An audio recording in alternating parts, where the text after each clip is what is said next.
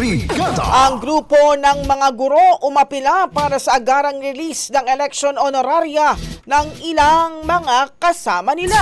Brigada Sheila Matibag, ibrigada mo! Brigada.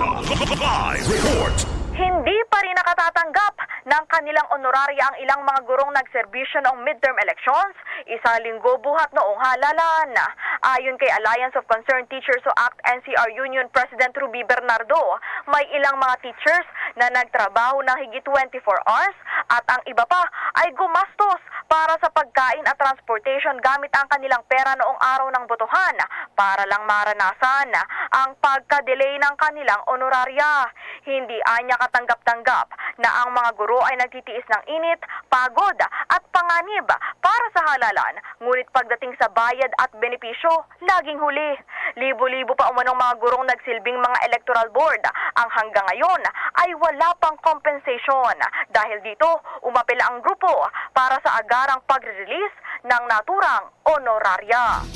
In the heart of changing lives, ako si Brigada Sheila Matibag ng 105.1 Brigada News FM Manila, The Music News.